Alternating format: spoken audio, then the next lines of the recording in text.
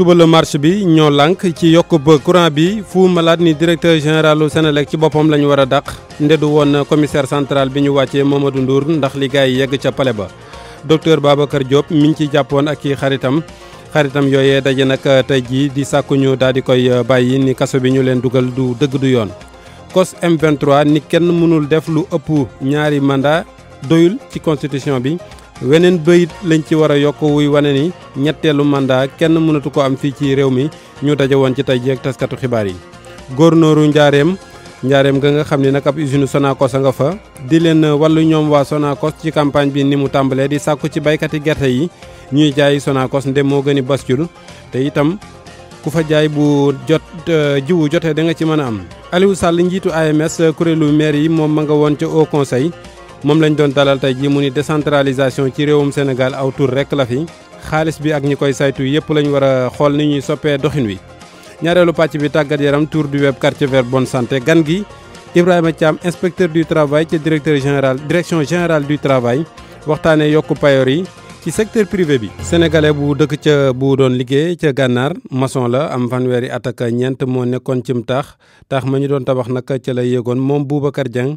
dëkk Touba fa la daanoo nag daal di faatu ñu daal di ci teewlu ki nga xam ni kon mooy Ansou Sarr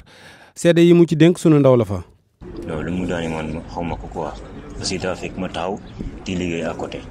lu ngeen doon liggéey. coulage escalier kii balcon. après léegi mu jékki-jékki daan sa ginnaaw quoi. waaw man mais damaa digg riir bi noonu rek mais mënu ma wax ne nii la daani waaw. parce que daa fekk ma nekk ci liggéey di taxaw di xool fale nii waaw loolu mooy problème bi. ay yan heure la noonu ci suba la wala ci ngoon. waaw ci suba si bi la. waaw après léegi mais nu ngeen yëgee ne daan na. ni riir bi noonu riir bi xam nga nit bu daanee rek da ngay kii foog nga yëg ko waaw loolu la. RFM rajo askan wi.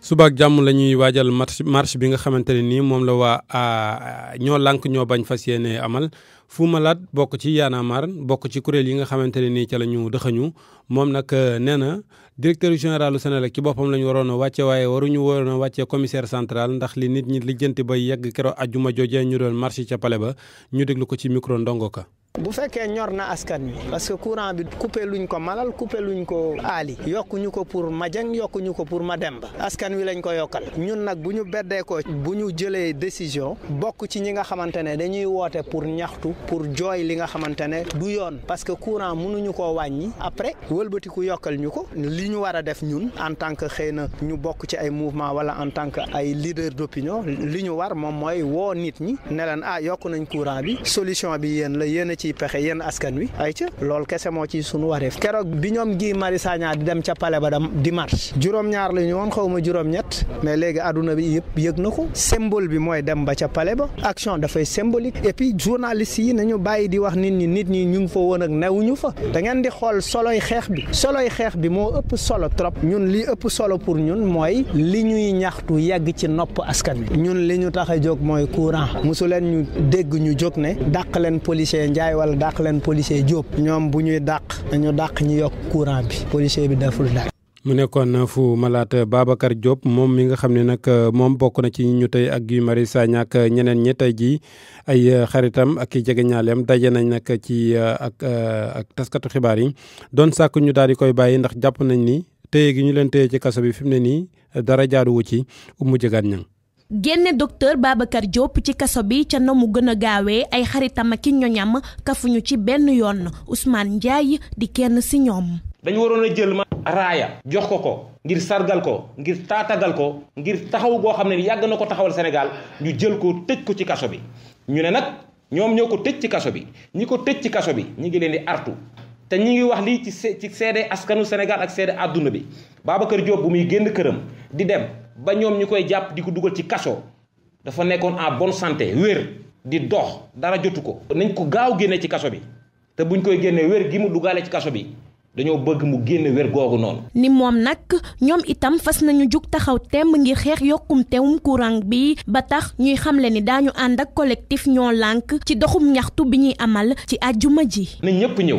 ngir wan nguur gi que ne ñoom Babacar Diop Guy Marius Sagna ak ña ca des la ñu doon xeex ñun aussi moom la ñuy xeex la ñu doon wax mooy suñu wax que ànduñu ñoo lànk ñoo bañ duñu nangu courant bi ñu koy yokk tey wala ñu koy yokk suba ñoo lànk ñoo bañ duñu nangu liberté yi nga xam ne ni ko xamee woon Sénégal bañ ñu nawloo dëkk boo xam ne ni dafa am démocratie loolu tey Macky Sall naxasal ko duñu ko nangu tey duñu ko nangu ëllëg. bu ñu sukkandikoo ci Fadel Barro nag du ab kuréel politique wala leneen lu ni mel sax waaye rek ay xarit yu am kóllëre fas yéene taxaw seen naataango dem na sax ba di ci xamle ni ñenn ci ñoom ñi ngi ci mouvance présidentielle bi. COS M23 ni ñoom constitution bi mooy li leen gën a ñor jamono ji ndax nag nul ne peut faire plus de 2 mandats jàpp nañu ni doyul mooy kenn mënut a def lu ëpp 2 mandats warees na caa mën a roofaat weneen bayit woo xam ne moo koy fiddali bu ko defee mu ni kenn mënut a am ñetteelu mandat tey ji nag lañ ci doon janoo ak taskatu xibaar yi ñoom itam Abdoulaye Diop. ñu xoolaat cartu réew mi ci article 27 loolee di sàkkute fu COS M23 suñu sukkandikoo ci organisation bi loolee rek mooy yoon bi ñu mën a aw ngir rek tëj coowal ñetteelu mandat bu njiitu réew mi Abdourahmane Sow mooy coordonnateur bu COS M23. jàpp nañu que ce débat n'est pas prématuré dañuy exiger à ce que opposition bi comme le président de la République ñu régler question mandat bi réviser la constitution def disposition transitoire yokk ko ci biir constitution bi ne mandat en cours bu 7 ans bii passé ci wàññi bi la bokk mi ngi le président de la République mi ngi ci 2e mandat. ci yokkuteeg njëgu courant bi organisation bi di sàkku ñu càmbar yore nëpp directeur Senelec ba woon di Makhtar Cissé. Makhtar Cissé moomu ak sa gestion nañ ko rappeler defal ko audit xool nan la ko gérer comme que nee nañ ils étaient en bonne santé financière lan moo xew ba ñuy am jékki-jékki am déficit boo xam ne kenn attanu ko jëluñu wàññi seen i salaire wàññiwuñu seen fonds politique bu assemblée nationale yokk nañ seen budget wu au conseil des collectivités territoriales yokk nañ ko président de la République mi ngi ak fonds politique am. ca beneen wàll ba COS M23 di ñaawlu rek ñàkk tëddee njaaxaanaayu yoon ñeel wàllum teg loxo Guy Marius Sagna ak i ñoñom. une justice à 2 mesures gis ngeen fi yéen ñëpp ay militants Aliou Sall xaaju guddi dem yëngal giri pale yi ba muy waaj a daanu préfet yëgul tàgguwuñ ko joxuñu ko ci respecté wuñu ko dara fekk ñu leen ci gis nañ fi ay militants wu mouvance présidentielle dugg biir palais di fa xeex ñooñu ñoo amul respect ci askan wi te dara fekku leen ci. COS M23 nag di woote ab mbooloo ngir doxub ñaxtu bi ñu amal aljuma gi. pour man RFM mooy rajo bi gën a jege askan wi. RFM rajo bi jaamu seen soxla. jële gone yi ci mbedd mi am na projet de loi boo xam ne jamono ji jébbalees na ko njiitu réew mi ministre de la femme ma doon jàll tey ji ci assemblée nationale moom moo ko xam leen Ndeye Saly Diop Dieng ni itam ci wàllu fitna ji jóg jëm ci jigéen ñi des na ci sàkk pexe Amadou Sabar Ba. ay laaj yu bëri yu ndaw réew mi dox ci lépp li nga xam ne dafa soxal jigéen ak xale jëwriñ bi ñu dénk wàllum jigéen ñi famille bi di xam ne lii di campagne jële xale yi ci mbedd mi dinañ ko dooraat Ndeye Saly Diop Dieng. CNN bi ñu defee reportage jàngaluñu lu ñu xamul woon mais nag du problème da ngay xëy tey rek trouver solution tey képp koo xam da nga ne acteur ci la petite enfance nga mobiliser wu les partenaires techniques et financiers les bàjjenu gox les sëriñ daara pour que ñu trouver ay solution parce que li xew ci mbeddu Sénégal je pense inacceptable léegi xale yi dootu ay xale Sénégal xale yi jóge sous région ñoo fi ñëw xale yi ne ci famille pauvre ñoo ñëw ci mbedd balaa yàgg je pense dinañ trouver une solution boo xam ne dinañu mën ne commencé na xale yi fi leen li yóbbu te incha allah xale duñ delluwaat parce que li ëpp solo mooy nga jël leen fi ñu bañ a ñëwaat mais jël leen ñu indiwaat leen fii ñu jël leen fi par ñëwaat aussi amul solution. li nga xam ne mooy criminalisation jëmale ko ci sàkku yi ñuy def xale yi projet de loi bi taxaw na bu ñu sukkandikoo ci ministre bi ñu dénk wàllum jigéen ñi ak xale yi Ndeye Saly Diop Dieng di ci teg ne dinañ ci jël ay jéego yu am solo ngir mën a xeex lépp li nga xam ne mooy bu ndoxatal li ñuy def jigéen ñi. question de sensibilisation et de communication nit ñi ñu xam leen lan mooy violence lan lay indi lan lay tere jigéen ñi avance lan lay enfin seen évolution góor ñi ak jigéen ñi àndandoo pour vraiment lutter contre les violences yi nga xam ne jigéen ñi lañ koy def parce que li xew Sénégal ñëpp xam nañ ko fan yi gis nga li fi xew 14 jeunes dames ont été tuées duñ ne day dañ carrément mën nañ ci jëf ay jéego yu bëree bëri ba mu wàññeeku baax a baax a baax. amal ay financement waaye tamit renforcer capacité yenn jigéen ñi tabax ay école maanaam case des tout petits ak yeneen ponk yoo xam ne député yëkkati nañ ko Ndeye Saly Diop Dieng di xam ne rek dina ci indi saafara ci atum 2020 bi ñuy jëm. budget bi biñ ci noppee natal nañ ko ñaar fukki milliards ak benn yu teg aslëf clôture bi jamono ji la ministre du budget moom moo koy tëj Abdoulaye Daouda Diallo des na ci dellu si yeneen jotaayu xibaar ak Seydou Nourou Ba. wàllu liggéeyu jigéen ñi fii ci réew mi nag taxoon ab forum ñu daal di ko ci amal tey jii nag doon xool ci wàllu discrimination maanaam xejjale gi nga xamante ne nii léeg-léeg dinañ ko ci def ak violence jooju nga xam ne ministre bi junj na ko léegi yooyu yëpp waxtaane woon nañ ko fa tey jii bokk ci ña ko fekk woon waa OIT Nafissatou Sylla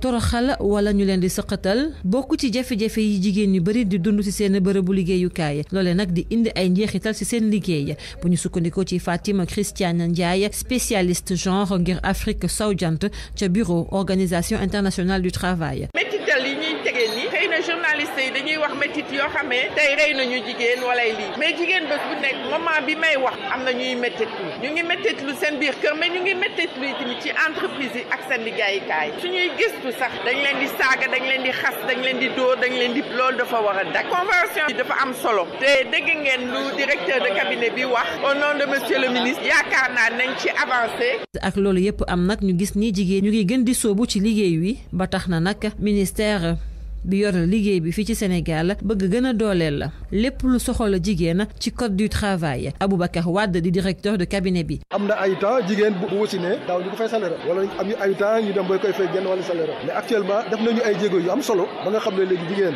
bu wasinee dañ koy fay salaire intégralement donc il y a beaucoup de choses jigéen tam dañ koy protéger ci liggéeyam même protection bi ñuy jox góor ñi moom la ñuy jox jigéen ñi donc ce sont les mêmes droits de part et d'autre lépp matul nag ñu ngi jéem a def yeneen jéego pour en rapport avec les partenaires sociaux avec les autres départements ministériels seet nan lañ mën a gën a régler problème mu jigéen ñi parce que problème mu jigéen ñi yamul ci ministère du travail rek dafa jéggi ministère du travail dem ci yeneen ministère. processus bi nag daanaka tàmbale nañu ko waaye dafa mel ni dafa soxale ministère yëpp te gis nañu nag itam appliqué convention yu Sénégal yëpp daal di signé ngir gën a aar jigéen ñi ci seen bërëbu liggéeyukaay doon na loo xamante ne dafa jàmm. au conseil des collectivités territoriales tey jii la doon déglu Aliou Sall mooy association des maires njiit li mu ni Sénégal fii décentralisation buñ koy wax ci tur wi rek la yem waaye àggul ci ñi nga xam ne ñooy diwaan yi nga xam ne ñoo war a jot xaalis bi war a jot moyens yi ak itam ña yor xaalis boobee lu ci bëri wares na ko cee soppi mu ni Koumba Sandiane Faye.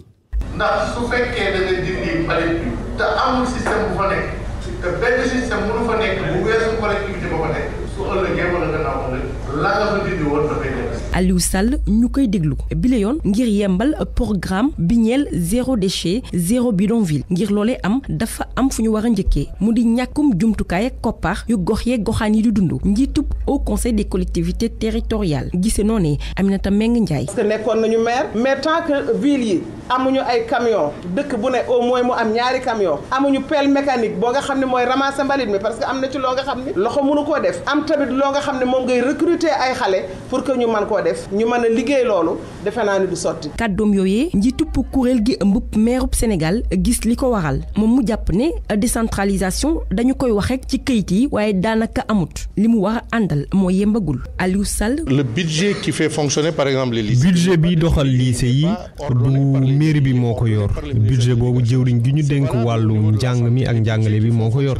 noonu itam lay doxee ci secteur wér-gi-yaram gi budget hôpitaux yi du mairie yi ñoo ko yor dañ ko war a décentraliser ci gox-goxaat yi te boo xoolee sax décentralisation ci boppam ci mbind mi rek la yam waaye boo xoolee ci pratique décentralisation amul. et nous souhaitons qu'il y ait des évolutions significatives dans ce domaine. programme yooyee di zéro déchet ak zéro bidonville bokk ci PSE vert bi ñu nama tëral séance plénière bu conseil yooyee tax ba ñoo ñuy yëkkati ay jafe-jafe yu élus locaux yi di dund lu ci mel ni lu jëm ci seen ndàmpaay waaye it anam yi ñu war a anee mbalitu gox yeeg goxaan yi. fukki minute ak ñeent moo tegu ci juróom-ñeenti waxtu ci rajo Futur Média.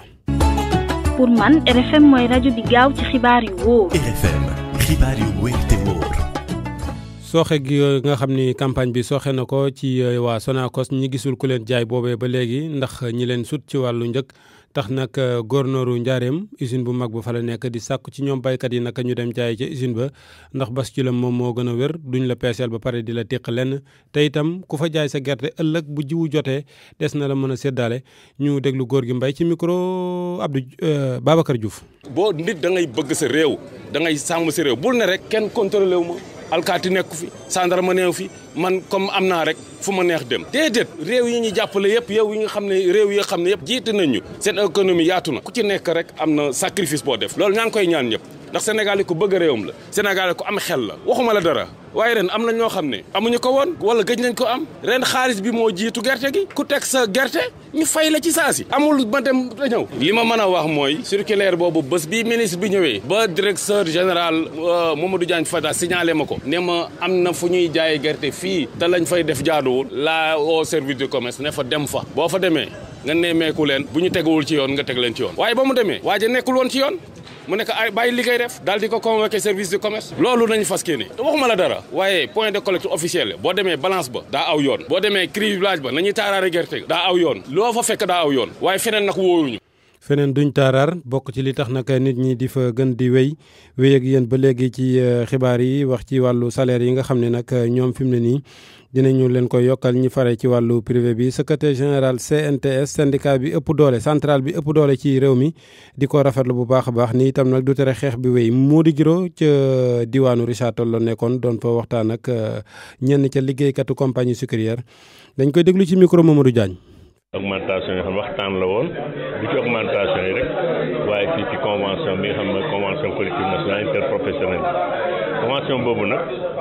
bañ ko waxtaanee ak salaire yi jafe na trop pour ñu mën ko àggale waaye yàlla dimbali nañu ba fan yële passé am nañ consensus ak patron yi muy CNP ak CNES ak organisation syndicale ñoom ñu bokk ci coalition bi ñu toog waxtaan bu juboo signé nañ convention bi am na ci ay accords yoo ay ak yoo xam ne mi ngi ci biir pour liggéeykat yi waaye accord am beneen accord muy ci salaire yi nga xam ne bi ñi am muy salaire yoo xam ne ñi am première catégorie ba muy troisième muy catégorie bu njëkk ba ci ñetteel bi am nañu luy toll juróom-ñetti poñ mooy 3%. ak ñi nga xam ne ñu ne quatrième ba ca cadre yi muy 5 points muy 5% loolu mooy accord bi xëy na moom la ñu mën a am nañ ko mu bëri mu néew mu gën toog bañ am dara ñu gërëm nag ñi nga xam ne ñun ñoo ko seqoon nañu muy patron yi ak liggéeykat yi coalition ba nga xam ni ku ci nekk def nga ay jéego pour arbitre situation boobu. yokk boobu dinañ ci des ci kanam tuuti waxtaan wi moom la ñu ko jagleel muy gan gi Ibrahima Sow ak Pape Bes Diba ci li ko lal ak na muy amee ak ku ne ñaata lay doon ci yow. gouvernement wu Sénégal ak secteur privé bi ngir saytu wàllu ndox mi ak cat gi di eau et assainissement boole nañu nag lu toll ci milliard ak genn wàll lu ko ëpp tuuti ngir def ko ci liggéey bi nga xamante ne nii jàpp nañ ni moom fi mu ne nii mënu cee ñàkk tey ji lañ doon amal ndaje mi waajale ko nag atum 2020 mii di ñëw Omar Mbow. yàggatul dara askanu Sénégal dootul jooy jafe-jafe yu jëm ci wàllum ndox ak assainissement loolee nag li ko waral mooy secteur privé national ak nguuru Sénégal jóg boole seen doole ngir jëlee fi lu nu mel Serigne Diakhoumpa directeur exécutif ca FONSIS. lépp li nga xam ne assainissement la loo xam ne dafa laaj ay moyens yu lourd te kenn mënu ko rentabiliser gouvernement bi day continuer di def loolu mais lépp loo xam ne secteur privé mën na ko def gouvernement bi da koy bàyyee secteur privé mu def ko ba pare permettre au gouvernement tamit moom it mu atteindre ay objectifs am yi nga xam ne moom la fixé satisfaire toute la population ba pare yamale li ñu naan l'équité territoriale. xaalis bu duun la ñu génne ngir bile programme di xamle Abdoulaye Boli chef service ndox ak assainissement ca USAID. jàppale nguur gi ci wàllu yu effort yu muy def pour que ndox mi ak assainissement mun a baax ci réew mi ñu ngi am projet bu tudd Washfin mu ngi liggéey ci wàllu financement ndox ak assainissement projet boobu nag $3 millions lañ ko financé mu ngi jeex ci at bii di ñëw incha allah. ngir moytu lépp luy nasaxal bile projet directeur bu ONAS Lassana Gagny Sakho di wax ne ay xalaat yu bees la ñu indi. nañu moytu li nga xamee ne def nañ ko étude ba pare ñu laat ko defaatee ne étude parce que loolu non seulement yàq xaalis la mais dafay gën a yéexal liggéey bi mais loolu defe naa waxtaan dina am suñu biir ñu nag ñi nga xamee ne ñu yor fond bi pour lu mel noonu bañ a am. lëkkaloo boobu nag dina tax secteur privé national am ay marché yu bëri ca international ba. ñu daal di wax ci wàllu wér-gu-yaram ak posen bi nga xam ne dañ koy def ci gàncax gi léeg-léeg nañ koy jëfandikoo nag day agsi ci nit ñi koy jëfandikoo ba tax nag léeg-léeg mu faat leen. docteur ak i professeur médecine yoo xam ne ñoo fare ca université ba ca Thiès ñoo ci doon waxtaane tey jii nag di ci artu nit ñi ñu ànd ci ak Cheikh Anta Diop. université bu Thiès dajale tey jii ñi nga xam ne yëngu ci wàllum faj di ay médecins ay professeur lu mat ñaari fan ñuy waxtaane ci li nga xamante ne yitteel na ku nekk ci réew mi muy ak màgget professeur Ramatoulaye Diagne nekk recteur bu université bu Thiès. ndax xam nañu ne mag moom mooy aar réew moo tax nag ñu bëgg suñu ci réfléchir ñu seet nu ñuy fexee ba nga xam màggataay du rek nga nga feebar toog benn place. jóge ci ndaw dem ci màgget ngaañte amu ci dañu koy waajal ñi ko borom xam-xam yu bëri nag waxee dikkoon fii ci UFR santé bu Thiès. nag loolu la médecin yi fi nekk dajaloo fi bëgg dimbale nit ñi pour ñu xam que màggataay dafa am noo koy defee ba mu rafet. professeur Kamador Touré nekk neurologue spécialiste santé publique gis ne am na loo xamante ne dénkaane nañ ko ba ku ci nekk bu ko toppee de dina màgget ci màgget gu mucc ayib. feebar yi nga xam ne tey doomu aadama mun na ko jànkantool su demee ba jëm mag mais aussi nan lañ mun a def ba nga xam ne tey nit ki mun na dund ba nekk mag te benn jàngoro du ko dal parce que tey suñ demee si dëkk tubaab yi pesticide yi dañ ne bu ko fa kenn dugalee si mbiru lekk ñun suñu dëkk yi ba léegi ñu koy continuer di ko def te pesticide yooyu su yàqulee tey nit ki bés bu demee ba am yenn at yi ba nekk mag mun na yàq te yàq bu gën a bon si yàq yi nag mu yàq xol bi wala mu yàq yóor gi mun na indi ay paralysé mun na dem ba nga xam ne nit ki day naax complètement ay gëstu yu ñu def fii Sénégal wane na loolu. étudiants yi université bu Thiès ak askan wi dikkoon fii ci UFR santé ñoom ñëpp ku ci nekk bi ngay dellu de jëlee nga fi xam-xam te boo demee di nga waajal bu baax bis booy màgget ne ko ngay taxawee. RFM Thiès Cheikh Anta Diop. tàggat yaram Abdou maa ngi lay nuyu. maa ngi lay fay laaj ma. football la ñuy tàmbalee ak nawetaan yi waa Rufisque ñoom fi mu ne nii mere préfet ba. président zone yaak président ASC ya ñoom ñoo àndandoo ne daal préfet bi dañoo bëgg mu yëkkati la nga xam ne dogal la mu jëloon ko ne football ba dootu fa am ñu ne nag ñoom jamono ji li ñu bëgg daal sax waf mooy préfet ba jóge fa moom Ababacar Kane naka noonu commissaire ba ñu déglu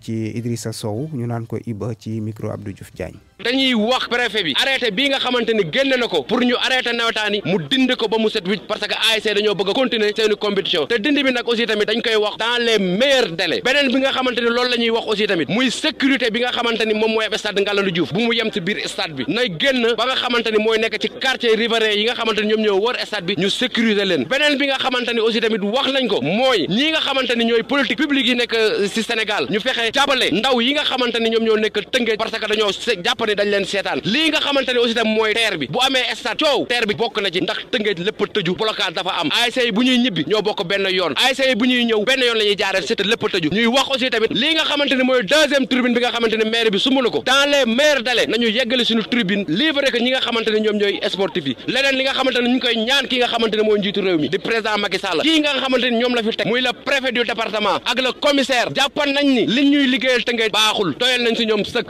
mu ngi noonu kii day Abdou Diouf Diagne nag moom jéem na jokkoo ak préfet bi waaye daal nee na la mu ci jéem yëpp dara antuwu ci micro yu RFM ubbeeku na ngir moom. football CAN 2025 Sénégal ndax dina bokk organisation bi ak Guinée. loolee lu mën a nekk la waaye day fekk nag Guinée daal di koy demander daal di koy laaj kon Sénégal ngir mu taxawee noone waaye daal loolee du wóor ndax ñu sukkandikoo ci maître Augustin Senghor wala bokk wóorul suñu sukkandikoo ci maître Augustin Senghor bi wax ni Guinée moom am na lépp lu mu war a mën a am ngir mën a organiser boobule Coupe d'Afrique des Nations ñu déglu ko ak Soda Thiam. te ci li ma gis foofu ñu ngi góorgóorlu ci wàllu li nga xam ne mooy dalukaay yi hôtel yi ak yooyu ci Conakry mais defe naa tam dinañ ko def tam ci yeneen dëkk yi nga xam ne ñoo war a dalal Coupe d'Afrique en 2025. am nañu stade bu bees bu ñu inauguré boo xam ne stade de Ndongo am na 50 000 places foofu la ñu joué tournoi IFOA U20 bi Sénégal gagné mu nekk stade bu jekk bu baax am fonctionnalité donc defe naa bu ñu continuer si yoon bi te diir bi leen desel doy na 6 ans ci diggante bi dina am ñaari kan bu fekkee ne def nañ ko rythme bu baax dañu mun a mëtal lépp li nga xam ne moo war pour ñu mun organiser kan bi ndax ci dolli ñun suñu yéene mooy ñoom ñu mun ko def parce que comme suñu dëkkandoo lañu bu ñu ko defee day mel ni kan à domicile te Sénégal dina fa am taxawaay bu baax donc loolu daal am nañ yaakaar ne mën nañ ko. après Guinée est-ce que Sénégal mën nañu xaarandi gis mu nekk candidat pour prochaine. waaw wàllu Sénégal li may wax rek c'est que bu doon rek président Macky Sall def na ko mais xam nañu ne moom bi mu commencé di ko xalaat ka fekkoon na mu jébbal organisation ñetti kan yu toppante yi Sénégal tey seen programme yi ñu nekkoon déjà pour tabax ay stade waaye tamit programme bi bees bi nga xam ne li ko waral mooy Jeux olympiques de la jeunesse bi nga xam ne moom la ñuy dalal fii en 2022 dinañu may ñu eesal suñu infrastructure yi am ay stade yoo xam ne yu yembala yu jekka donc Sénégal tey buñ ko mayoon ñeenti at mu organiser kan si cinéma. mu nekkoon maître Augustin Senghor. mu ngi noonu moom nag mu ngi woon foofee ca ministère des sports doon fa wone li ñu naan African Best Football Player muy trophée boo xam ne Sadio Mané moom moo ko gagné ministre des sports profité na ci daal di encourager Sadio Mané Soda Thiam.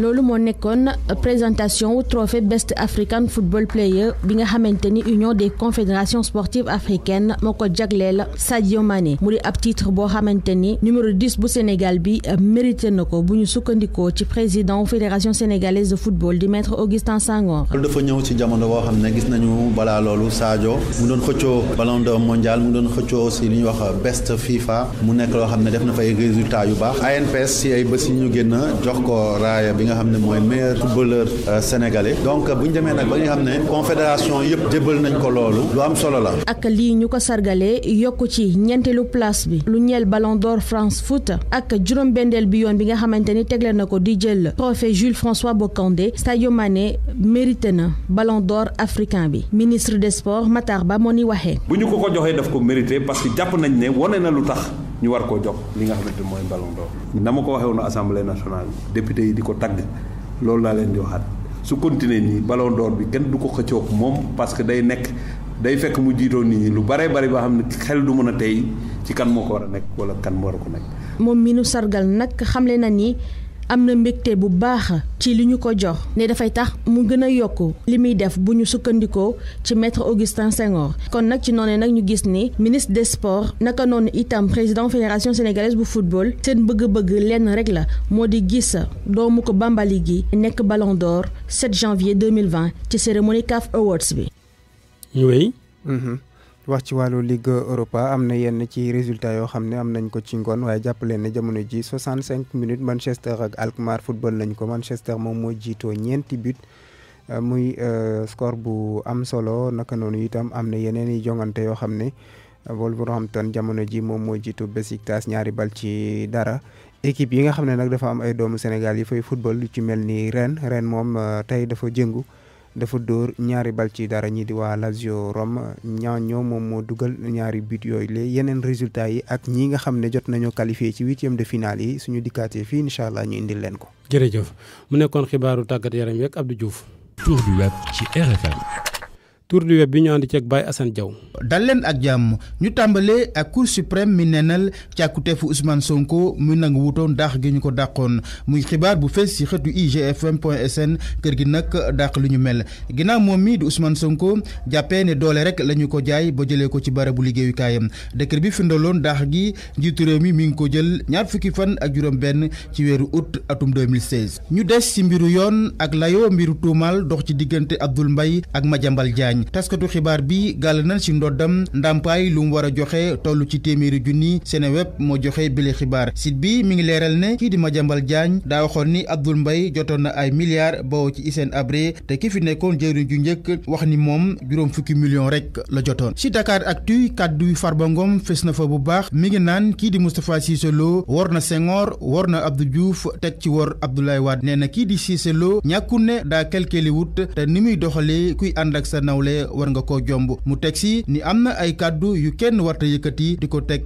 ci kaw njiitu réew kàddu yi Abdoulaye Daouda Diallo ci Actu Sen mi ngi fay wax ne poste yoreel na trésor public lu ëpp téeméeri milliards ak juróom fukk jëwriñ ji dénk jibaay réew mi ngi ko wax ci pencum ndaw réew mi muy xaalis bu takkoo takku boo xam ne société bi amel na ko lii di trésor public raxasu si lépp lu laaleeg politique Madické Niang jëfe ne ndigalu Serigne Mountakha ki jiite coalition Madické 2019 àggal na xibaar bi ñu ko doon jàppale ci jongante njiitu réew mi ñu génn moom Madické Niang nee na kàddu yi la ko xalif général daal di dénk xam naa sa tolluwaay ci Serigne Touba bu desoon ci man rek askan wi yépp nga fi nekkal muy luñ mën a jàngee ci Sénégal xibaaru bitim réew ca Algérie ni ñu takku ñoo wàcc ci mbedd ma tey ndax ñàkk ànd ci jongante njiitu réew mën fay amal muy luñ mën a jàngee ci Jeune Afrique te waayu takk der ya wàññiwul dara dogu gi ay junni nit am ngir wéyal seen ñaxtu ci bile jongante bi xalal yoon ki fa war a wuutu Abdel Aziz Bouteflika tàggat yaram la ñu koy jeexalee ak raaya footballkat bi gën a ràññeeku ci at mi te bu ñu sukkandikoo ci Matar Ba mi ngi junj ni dana ko yëkkati gëm-gëm la si àndal jëwriñ ji dénk tàggat yaram nee na ginnaaw bi ñu joxee bile raaya Sadio Mané tàmbali naa jàppal tànk footballkat bi ngir ñu jël tamit raaya joueur bi gën a xarañ di Ballon d'Or daldi ko koy jébbal loolu lañ leen tënkaloon ci seen tour du web bu tey bi dig daje beneen yoon. quartier vert tollante gi Amadou Sabar Ba. dalee na jàmm ci quartier vert. xeex lépp li nga xam ne mooy ñàkkum garab ci région de Louga loolee ñor na ñi nga xam ne ñooy organiser festival international de folklore et de percussion ci loolee sax dinañ amal ay campagne jëmbat garab ci biir Louga ñu teewlu ci Abraham Paul Pouy. Promalo wu FESPOP festival international bu folklore et de percussion de Louga ñu fay jëmbat garab at gu nekk ci ab terrain boo xam ne dañ koo aar ak grillage ngir mën a toppatoo garab yi mbëbët bi mooy ñu mën a xeex ak lu ñuy wax désertification suñu sukkandikoo ci Ahmed Diaw moom mi nga xam ne moo yor programme éducation citoyenneté mondiale ci FESPOP di xamal ne désert bi nu muy avancé fii ci Sénégal ab réalité la looloo tax ku nekk war na mën a jëmbat garab ngir xeex ko. 2017 planté nañ fi 500 arbres fruitiers année 2018 tamit planté nañ fi lu mat 50 arbres fruitiers année 2019 def nañ fi 425 arbres. limu garab yi nga xam ne ñoo ngi koy jëmbat ci Louga am solo lool waaye dafa mel ni ba léegi des na lii tax ba Ahmed Diaw ne nañu gën a waxtaan ak askanu Louga. am na fi waaye ni mu fi waroon a amee daal ameewu fi loolu aussi maanaam sas la ci ñi nga xam ne ñoom ñoo dëkk Louga. pour Louga mën a nekk ville verte te ñu xeex tamit li ñuy wax désertification moom mi ñaan ku nekk dugal ci loxoom ci xeex bile. population yëpp kenn ku ci nekk war nga au moins jëmbat benn garab di ko toppatoo. responsable programme éducation à la citoyenneté mondiale ci FESPOP di woo njiit yi ak askan wi ku ci nekk dugal loxoom bu baax ngir ñu mën a xeex désertification. ñu desandi foofee see Ñambour sax ak inspecteur régional des eaux et forêts bi nga xam ne sax mooy dëggal ñàkkum garab ci foofu noonu pour xeex li ni mel nag commandant Mamadou Badji di xam ne faw ñëpp dugal ci seeni loxo rawatina ñi nga xam ne ñooy collectivité territoriales yi lëkkaloo ceek waa eaux et forêts ñu teewlu ko. soo jëlee par exemple collectivité locale yi xam nga ñoom am nañu sañ-sañ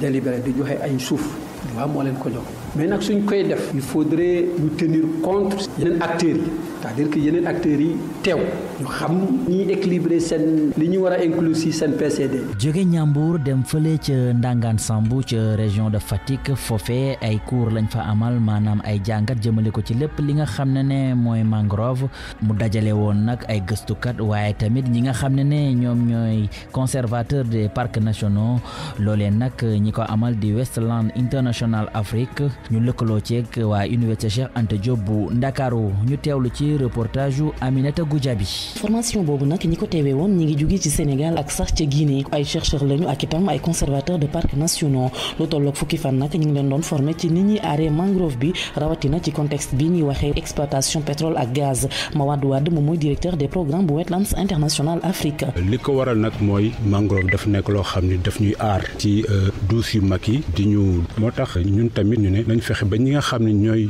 gérer mangrove bi ci terrain bi ñu gën leen a jàppale yokk seen xam-xam gis nañ tamit ni exploitation pétrole bi ngay dégg Sangomar offshore 100 kilomètres ci biir la donc loolu yëpp dina am impact ci mangrove bi. cours boobee nag waa Wetlands ñu ngi koy joxe ànd ci ak waa Université Cheikh Anta Diop bu Ndakaaru professeur Alioune Kane moom mooy responsable scientifique bu master en gestion intégrée développement durable. ñu nag université dañuy ñëw jàppale leen ndax ay étudiants wala même seen professionnels yi jéem a yaatal gëstu bi pour ñu gën a xam milieu bi nan lay demee yaakaar a ngi ci tefes gi pour suñ dee def développement ñu préserver bu baax tefes gi. Mariam War kenn la ci ñi nga xam ne ñoom ñoo doon teewee formation bu ni mel moom nag conservatrice de parcs nationaux la mu ne xam-xam bi ñu jëlee ci formation bi dana tax ñu gën a mën a saytu seen aire marine protégée yi nga xam ne moom lañ leen dénk. ay xibaar yu soxal COP25 ba ñuy amal ca Madrid ca Espagne ministre africain yi nga xam ne ñoom ñoo yor wàllum environnement ñoom ñoo ci daje woon ay bés yi ñu génn amal ay waxtaan ngir Afrique rek am benn baat ci lépp li nga xam ne moo soxal lii di environnement bi boobu la réunion de haut niveau nag waxtaane nañ fa ponk yu bari bokk na ci lépp li nga xam ne mooy financement climatique ñu déglu Abdou Karim Sall nekk ministre de l'environnement bu Sénégal ci micro service communication bu boobu le ministère. délégation africaine dañu ñëw bokk jotaay pour harmoniser nos positions mais également pour def le point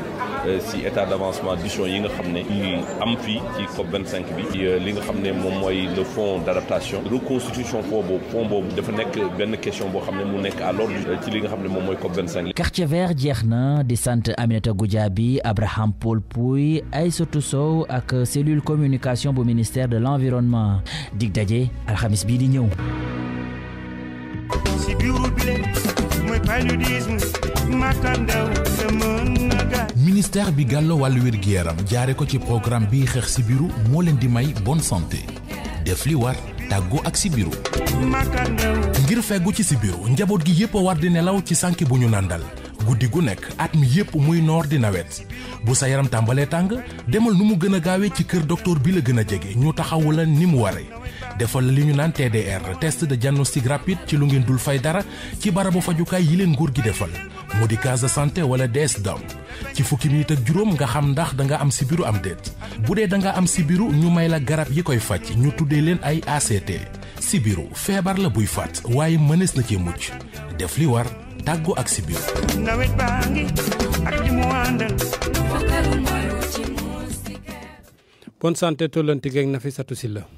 dal leen ak jàmm motif yu bari mën naa tax nit ki daal di leb ay fanam yamale fa dundam maanaam daal di xaru mu am ñetti anam yoo xamante ne nag ràññee nañu ko bu ñu sukkandikoo ci docteur Abou Sy di médecin psychiatre ci clinique Moussa Diop bu hôpital Fann. ci école bu njëkk dañ ne xaru bi moom dafay am mu doon loo xam ne dafa ñëw ginnaawu feebar muy doon feebaru yaram wala feebaru xel ci misaal bu ñu ko mën a joxee mooy ku ñu ñëw ne la am nga feebar boo xam ne feebar bi feebar bu garaaw la te mënoo faju te du wér balaa ngay mu lay faat dina la sonnal ñooñu boo leen ko waxee ak ni ngeen leen koy waxee mën nañ leen perturber seen équilibre psychique ba ñu suicidé wu fekk ne feebar boobu ñu leen annoncé loolu moom moo leen suicidé loo wala am na ñoo xam ni feebaru xel la lu mel ni schizophrénie wala lu mel ni dépression wala lu mel ni tox ay sinébar mu dem ba jaxase sa xel lëndëmal sa xel. léeg-léeg suñu jëflanteeg nit yi waral ko wala sax mu am neneen nu muy dikkee. nañ naan nit ñi ci nit ñuy doxalante ñoom seen biir moom mooy tax nit ki mën a dem ba suicidé wu maanaam tey ci nuñ ko mën a tënkee li nga xam ne day xew suñu mbokk pël yi wala suñuy mbokk séeréer yi nga xam ne dañoo bëri kersa lool nit ki dina def dara ba pare nga ne ah man kat li ma def nii rus naa wala sa mbokk li mu def rus na ba mënatuma dund daal di xaru donc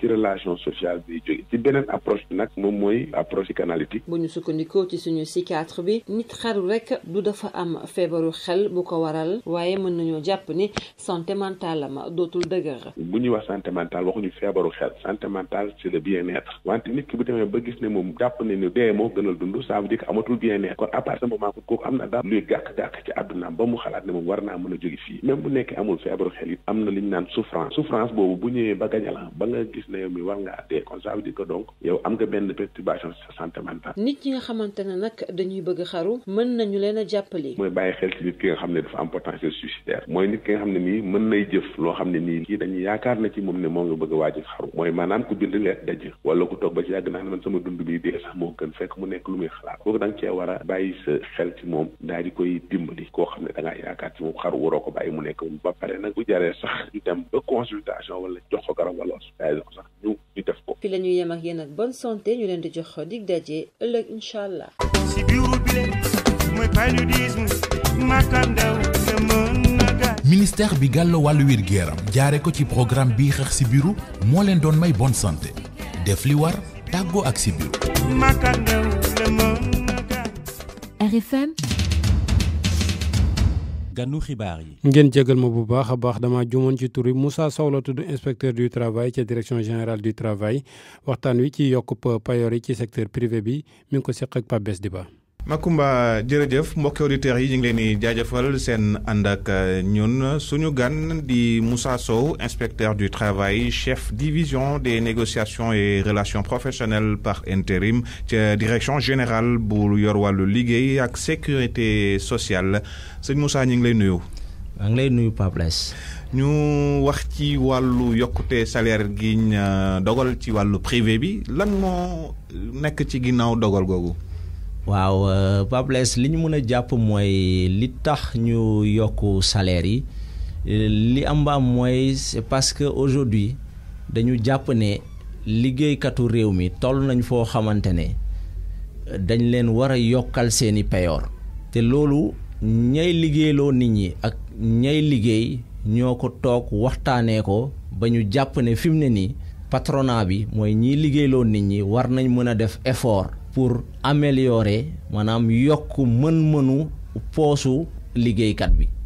donc loolu moo waral yokkute bi. waaw lu tax privé bi rek public bi lu tax soxalu ko. li tax privé bi mooy wax naa ko fi sànq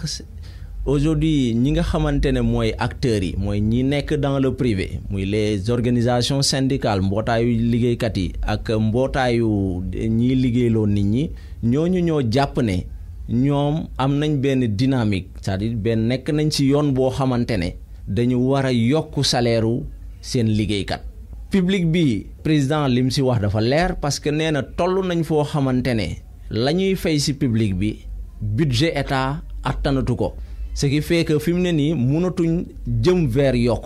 même si nag moom nee na yëg na méttitu àdduna fi mu toll ni ci jamono ji yëpp moo demee noonu mais nañ xam ne budget état moo munta attan mbir mi te loolu wax na ko ci feetu 1er mai bi passé pour xamal nit ñi ne xam na ne conditions yi métti na waaye li am ba am mooy par rapport ak ñoom seen salaire nekkul ne refus la du loo xamante ne da koo bañ a def mais il se trouve que budget état moo ko dul attan donc noonu la ko waxee pour mu leer. maanaam daal kon public bi mënuñu xaar yokkute. waaw à présent mën nañ jàpp ne d'après li président waxoon mënuñu wax ne yokkute danañ ko xaar même si nag moom mën na dem peut-être ba ci biir xam ne nekk na ci mën-mën pour def ko bu boobaa aussi. jàpp nañ ne dina ko def parce que luy yokkute rek lay doon par rapport ak ñiy servir état. ndax dogal gi yokkute gi ci privé bi par force la ci entreprise yi nekk ci privé bi yépp. li ñu mën a jàpp mooy yokkute ba dafa war a concerner entreprise yi nekk dans le privé ñoom ñëpp la ñu war a concerner parce que décision bi amul kenn ku mu génnee ci périmètre boobu. nan lay état di vérifier loolu. état nam koy vérifier mooy dafa am ay service de contrôle dafa am ay services yoo xamante ne dañu war a déployer sur le terrain pour di mën a xam effectivement ndax diw respecté na ko wala diw respecté wu ko maanaam mooy inspection du travail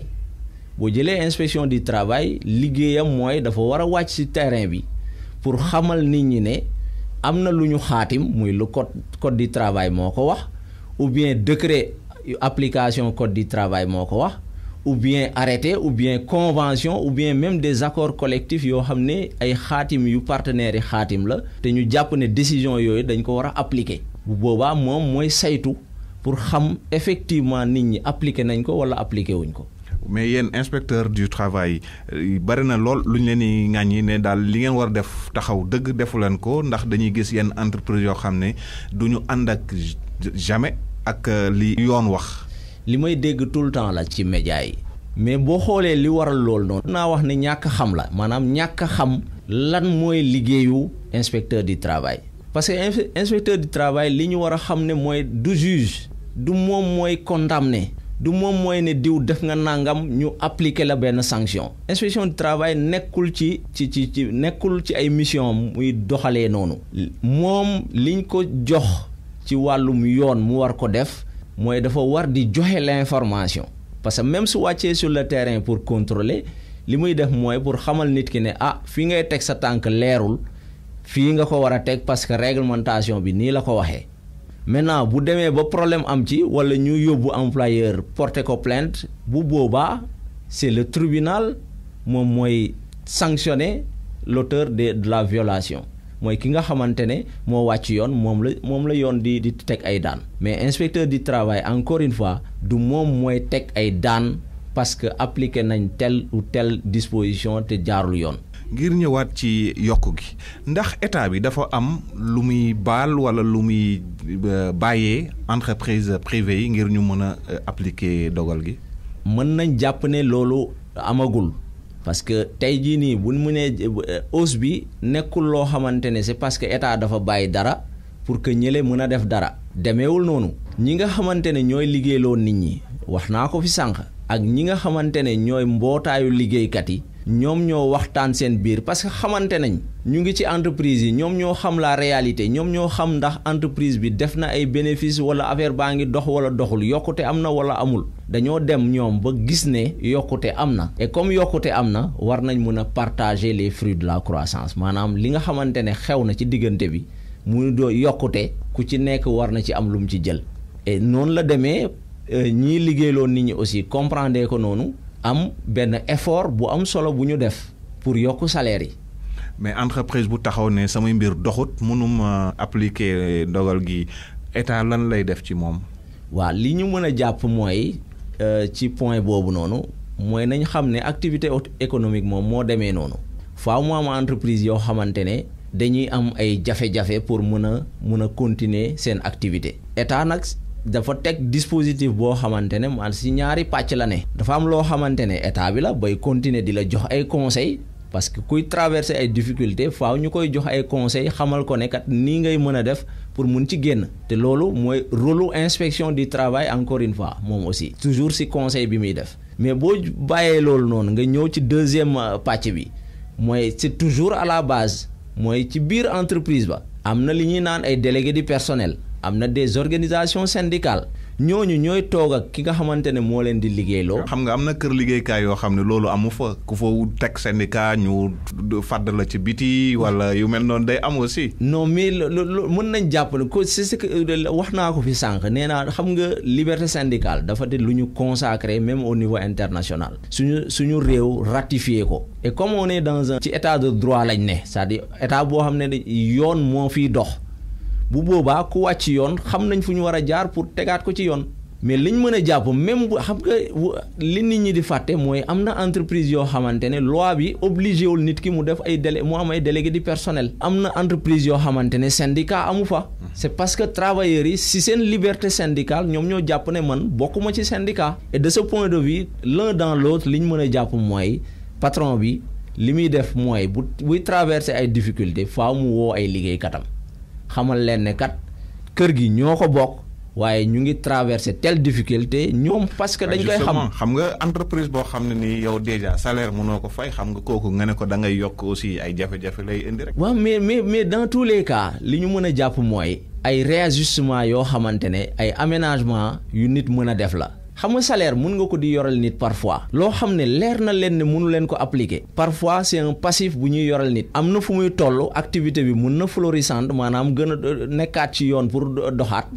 nga commencer di leen ko joxaat progressivement yooyu yëpp c'est des formules yoo xamante ne moom la entreprise di trouver te bu ñu demee ci inspection loolu lañ leen di xelal. waaw nu ñu indee catégorie ci yokkute gi